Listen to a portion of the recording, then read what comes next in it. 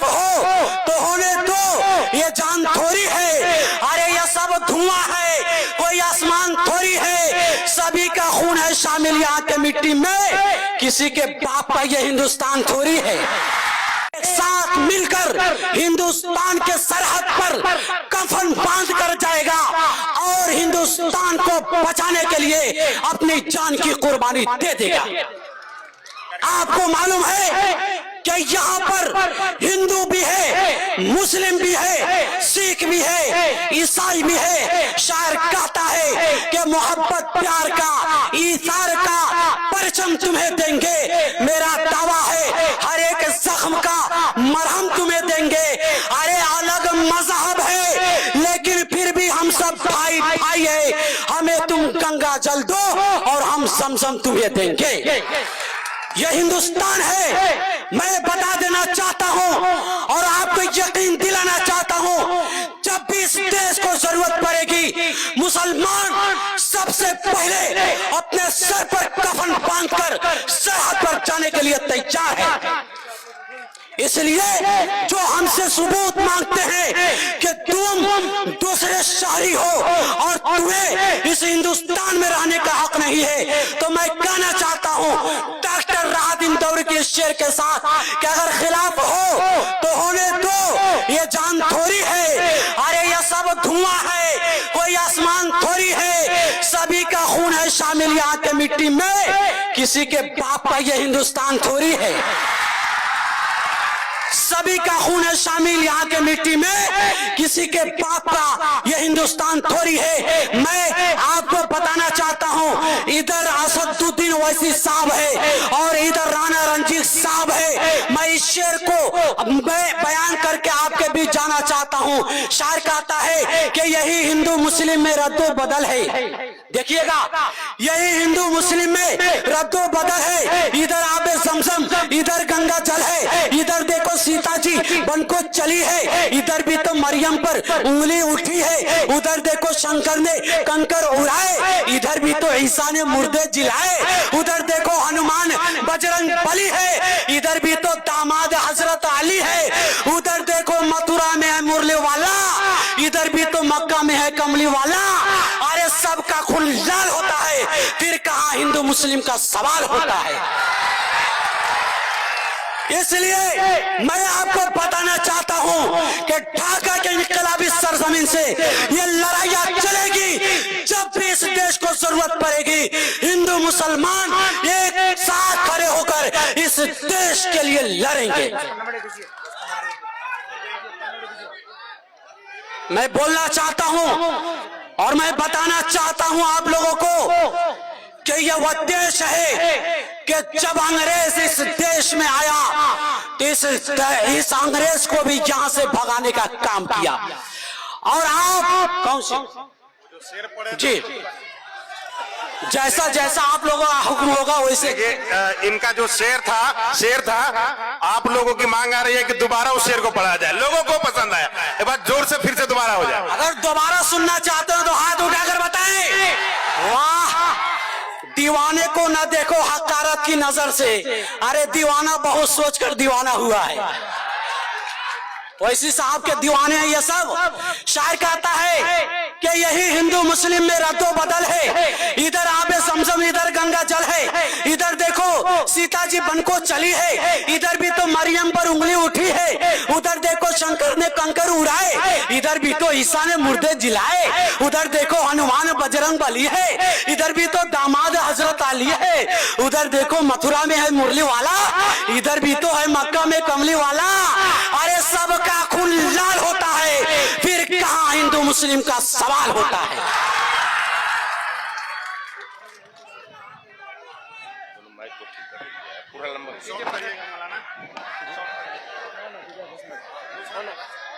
अब लोगों का मांग हो रहा है कि तो कुछ बोला जाए, तो आइए कुछ बोला जाए। और मैं आपको बताना चाहता हूं, मौलाना अबुल कलाम आजाद का नाम सुने होंगे। मौलाना अबुल कलाम आजाद जब जेल में गए थे, उस वक्त उनकी बीवी का इंतकाल हुआ तो जेल में एक शख्स खत लिखकर भेजते हैं कि मौलाना अबुल कलाम आजाद, तुम्हें मालूम है कि तुम्हारी बीवी इस दुनिया से रुखसत हो चुकी है। मौलाना अबुल कलाम आजाद, अगर तुम अंग्रेज के खिलाफ जो फतवा दिया है तुम बोल दो कि मैं वापस लेता हूं। मौलाना अबुल कलाम आजाद ने कहा कि आजाद कल भी वही फतवा दिया था, आज भी वही फतवा देता है और कल आइंदा भी यही फतवा रहेगा कि अंग्रेज के जेल में भर्ती होना हराम है, हराम। जब मौलाना अबुल कलाम आजाद ये बात कहे तो लोगों ने कहा कि फिर जेल से आपको छोड़ा नहीं जाएगा। मौलाना अबुल कलाम आजाद कहा तुम छोड़ो या ना छोड़ो, अंग्रेज के खिलाफ जो मैं फतवा दे दिया हूं वह क़यामत तक वही फतवा रहेगी। यह हिंदुस्तान है और इस हिंदुस्तान को जो भी उंगली दिखाएगा उसकी उंगली को काट दिया जाएगा।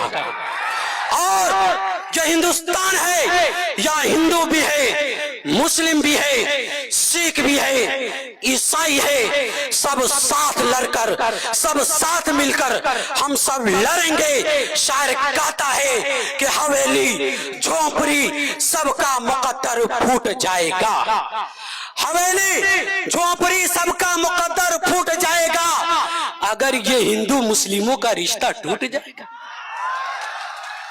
क्या कहा कि हवेली झोपड़ी सबका मुकद्दर फूट जाएगा अगर ये हिंदू मुस्लिमों का रिश्ता टूट जाएगा। दुआ कीजिए कि हमें प्यार के रिश्ते रहे कायम, अगर ये रिश्ते टूट जाएंगे तो भारत टूट जाएगा। इसलिए हम और आप भारत को टूटने नहीं देंगे और उस वक्त टूटने तक नहीं देंगे जब तक हमारी सांस में सांस बाकी रहेगी, रूह में रूह बाकी रहेगी। अगर ये देश हमसे जान मांगेगी जान देंगे, माल मांगेगी माल देंगे, वक्त मांगेगी वक्त देंगे। अगर इस देश को उस वक्त ये जरूरत आ जाएगी कि तुम औलाद दो तो मैं अपने औलाद को भी हिंदुस्तान के लिए कुर्बान कर दूंगा। इसलिए जी राहत इंदौरी साहब का शायर जो शेर कहे तो फिर वो दोबारा डॉक्टर राहत इंदौरी ने कहा कि अगर खिलाफ हो तो होने दो, ये जान थोड़ी है, अरे ये सब धुआं है, कोई आसमान थोड़ी है, सभी का खून है शामिल यहाँ के मिट्टी में, किसी के बाप का ये हिंदुस्तान थोड़ी है। ये हिंदुस्तान है और इस हिंदुस्तान पर तिरछी नजर से जो देखा है उसकी आंखें फोड़ दी गई है। मैं पाकिस्तान से कहना चाहता हूं, मैं उस वक्त तक तुमको नहीं छेड़ रहा था जब तक आप मेरे साथ अच्छाई के साथ पेश आ रहे थे। जब तूने हमको छेड़ा है तो अब तुमको हम छोड़ेंगे नहीं। इसलिए कि जब गोमन साफ होता है उस जब गोमन सांप को छेड़ता है तो फिर वो छोड़ता नहीं है। इसलिए जब हिंदुस्तानियों को तुम छेड़ा है तो फिर हम छोड़ेंगे नहीं तुमको। याद रख लीजिए डॉक्टर उदय प्रताप ने कहा था, ऐ मेरे हिंदू भाइयों, ऐ मेरे मुस्लिम भाइयों, हिंदुस्तान का एक एक फर्द से मैं आवाज लगाकर कहना चाहता हूं, यह हिंदुस्तान का मामला है, कोई जात बिरादरी का मामला नहीं है कि सिर्फ मुसलमान लड़ेंगे, हिंदू नहीं लड़ेंगे, हिंदू लड़ेंगे मुसलमान नहीं लड़ेंगे। नहीं नहीं, ये देश जब आजाद हुआ था तो यहाँ हिंदुस्तान में मुसलमानों की भी कुर्बानी है, हिंदुओं की भी कुर्बानी है, सिखों की भी कुर्बानी है और इसके अलावा ईसाइयों की भी कुर्बानी है, यानी तमाम लोगों की कुर्बानी है। और तब जाकर ये देश आजाद हुआ है। इसलिए फिर वो वक्त आ चुका है कि ढाका के इनकलाबी सरजमीन से, असदुद्दीन ओवैसी के मंच से मैं कहना चाहता हूं कि फिर ये चंपारण के इनकलाबी सरजमीन से इनकलाब बर्पा होगा। जी आपको मालूम है कि डॉक्टर उदय प्रताप ने क्या कहा कि ना तेरा है ना मेरा है बल्कि ये हिंदुस्तान सबका है। नहीं समझी गई बात तो नुकसान सबका है। इसमें मिल गई नदियां जो दिखाई नहीं पड़ती, महासागर बनाने में मगर एहसान सबका है। ऐ मेरे वतन के बाशिंदों, अब आओ कुछ ऐसा काम करो। कब तक हिंदू मुस्लिम करते रहिएगा? आइए, हिंदुस्तान पर अंग्रेज जब लड़ा था तो मुसलमान और हिंदुओं ने आगे बढ़ा था, और जब पाकिस्तान हिंदुस्तान में आकर हिंदू भाई और मुसलमान भाई को मारा है, तो इसके खिलाफ भी हम लोग आगे बढ़ेंगे। ये मत सोचिए कि हिंदू की तादाद ज्यादा थी, मुसलमान की तादाद कम थी।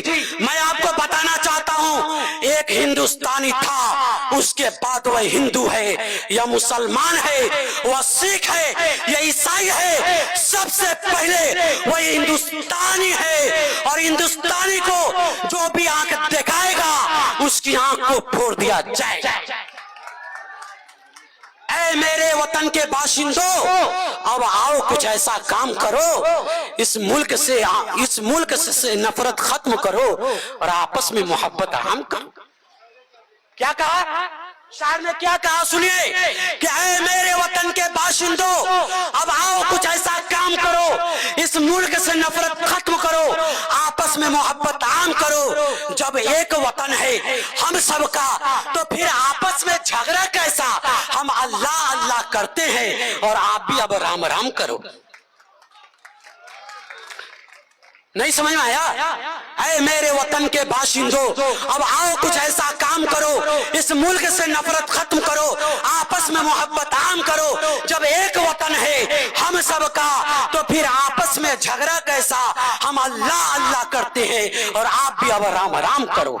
आइए, वक्त देने के लिए मैं डॉक्टर शमीमुल हक साहब, उनके अलावा मेरे बड़े भाई फखरे आलम चंपारनी का दिन है कि मैं आपके सामने हूँ, वरना मैं कहाँ और ये कहाँ। अब मैं डॉक्टर शमीमुल हक साहब को इस शेर के साथ मैं माइक पर बुलाना चाहता हूँ कि संभलता नहीं है, हमारे संभाले, आपका प्रोग्राम आपके हवाले।